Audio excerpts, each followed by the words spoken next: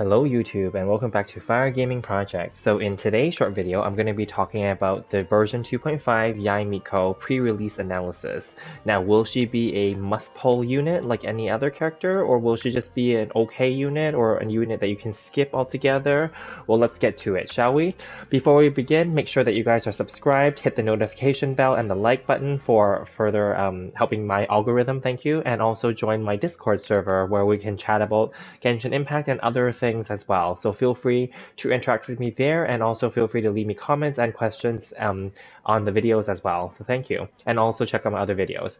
So now, let's get to it. So I'm gonna just jump right to it. Basically, I think that Yae Miko is, first of all, an awesome character. She's beautifully designed, just like all the other characters in the game.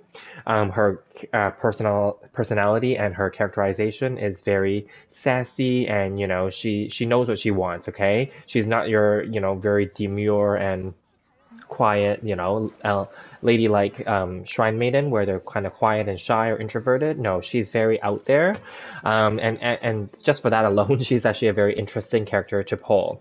But from a unit perspective, okay, is she worth it as a DPS? Because likely that's what she's going to probably be, because most of the Catalyst characters, excluding Barbara and Kokumi on the screen here, are more or less DPS characters. And when we think about like Klee, technically Lisa is kind of like a sub DPS, right?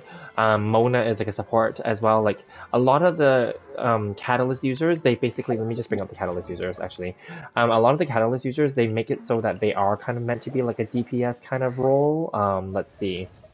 Yeah, like Ningguang is one, right? Like, and then Sucrose would be a sub DPS, and then Yanfei would be also a sub DPS, or yeah, and or maybe even Sucrose could be a support. But regardless, like they do tend to swing that way. So with that being said, I feel like Yae Miko is definitely going to be a DPS role or sub DPS, and if that's the case, do we think that she's going to do anything more special or more better than other Catalyst characters or Electro characters in general? I don't think so. I think that at the end of the day, Raiden Shogun is still the best Electro unit in the game to pull, and I already said that she is a must pull for Raiden Shogun. Now, Yae Miko is more or less an optional character, and I have, on the screen, you'll notice why I have these characters, and I've talked about these before. We have Sango no Miya Kokumi, we have we have Shenhe, and we have Ito. So with Ito, in my opinion, he is, although he's a very strong DPS character, he is actually basically like a 5-star upgraded version of a Noelle. Nothing wrong with that, but again, we've talked about this many times. The game is, I don't know if it's specifically running out of characters or ideas, or that they're just specifically doing this on purpose, where they are duplicating the weapon type and the element type and just making a 5-star version of a 4-star character that exists in the game, or vice versa. We did see that happen with Yanfei being a 4-star version of a 5-star character such as Klee. So with that being said, for example, Kokumi is the 5-star version of a Barbara, and I feel like, because these are these 3 characters, I selected them to put on the screen here because they are the most recent 3 characters that were debuted, okay?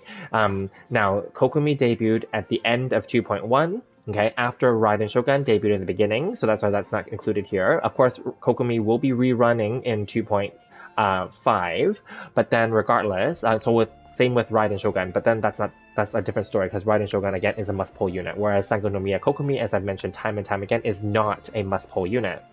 Now, Ito, as we just said, he ran in 2.3, the last update, the previous one. We're in 2.4 right now, and getting ready for 2.5. And so again, I've said this before too, he's a great unit, but he is not a must-pull unit. Like, unless you have nothing, like, because the other downfall of him is he's Geo, right?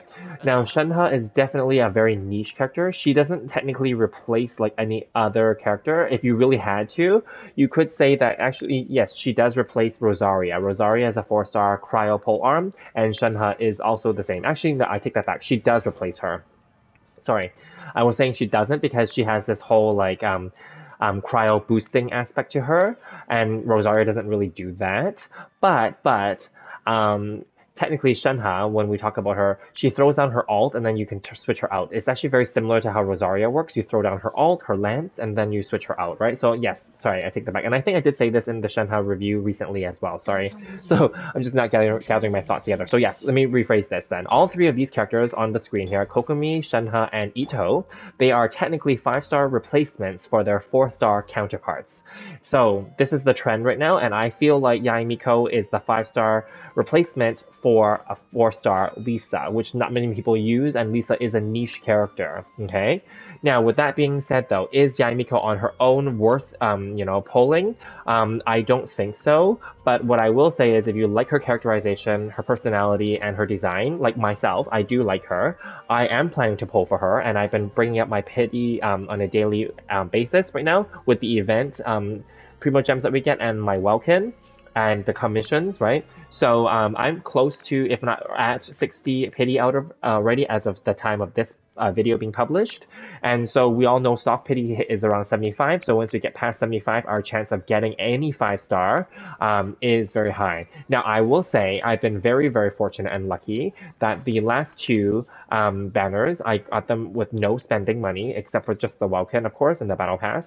But I was able to get Ito and win that 50-50, and recently, as you guys saw, I won that 50-50 for Shenhe as well. Again, only using Welkin and Battle Pass and the event Primo Gems that we were able to save, and the commissions, of course. So I'm hoping to repeat that for another chance to try to get Yae Miko without spending money as well. So yeah, that's my final analysis of Yae Miko. Whether or not she's a must poll in terms of this purpose of this video. Okay, what do you guys think? Do you guys think that she's a must poll unit? Do you think that she's doing something more special than any other character? Do you think that she is someone that, is like one of the best electro characters in the game? Possibly, right? I don't know.